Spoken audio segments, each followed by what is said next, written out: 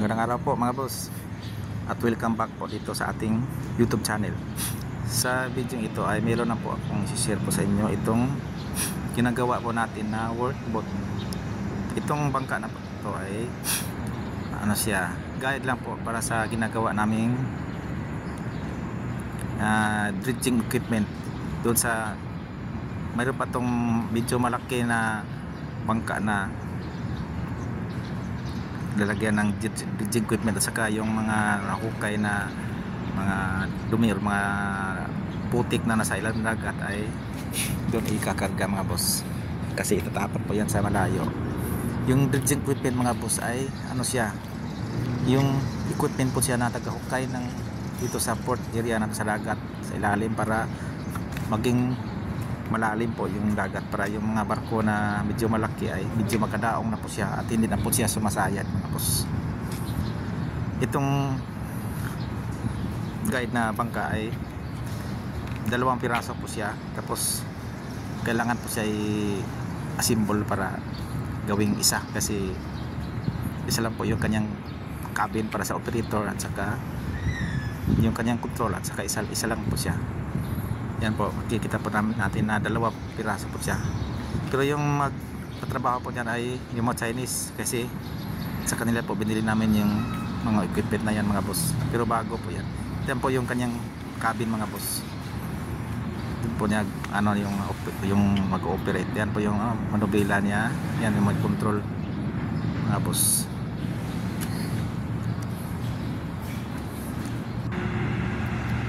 At saka ito na mga boss, pinag-isa na po siya, pinagkit na po yung 2 bangka para maging isang buo na po siya. At saka sinalpak na po yung kanyang cabin, ito na po yung kanyang crane, pero po siyang crane dito sa harap, at pinatong po siya doon sa gilid ng dagat para maayos po yung pagkagawa. Yan po mga boss.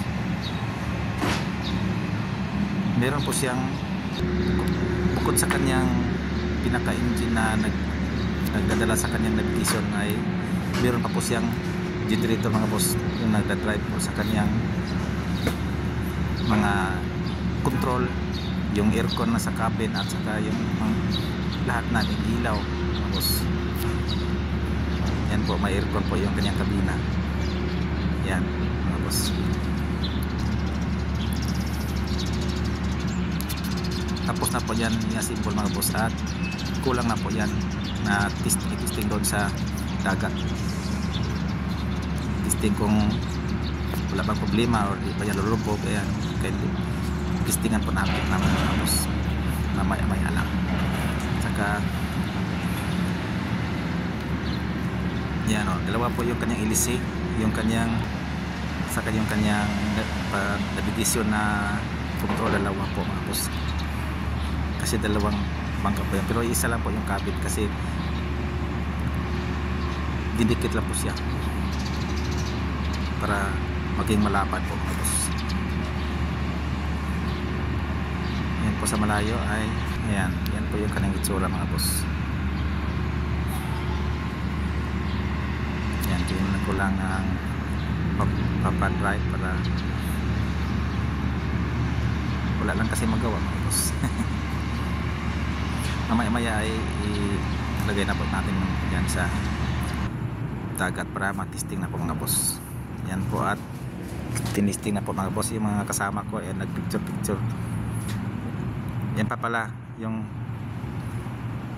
yung kasama ko doon ay, pero yung sarili ko ay hindi ko pinicture mga boss kasi nahihiya ako, hindi naman tayo magkagupuan mga boss. Kaya sila lang yung mahilig mag picture sa kanyang sarili. Yan po, yung kasama ko isa kumakyat pa sa crane ng bangka at nag-selfie mga boss. Yan po mga boss, tinisting na po siya na naka ano na sa dagat. Pinatak po mga boss yan. Yan po ay, yan po nakadaog po siya mga boss. Yan po yung kanyang itsura. Okay naman po siya sa pag-testing. cabin.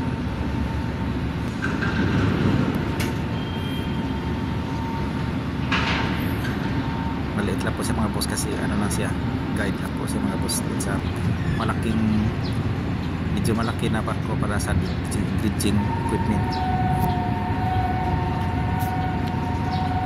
Pero ano siya, parang okay din yung kanyang pinaka cabin ng operator ay air condition po mga boss.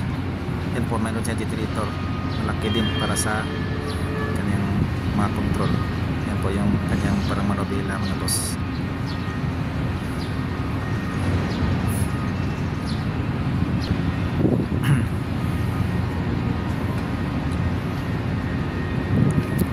Mga boss ay nakadaong natin sa gilid sa port. Ready na po yan kung matapos na yung equipment na yung karugtong po yan.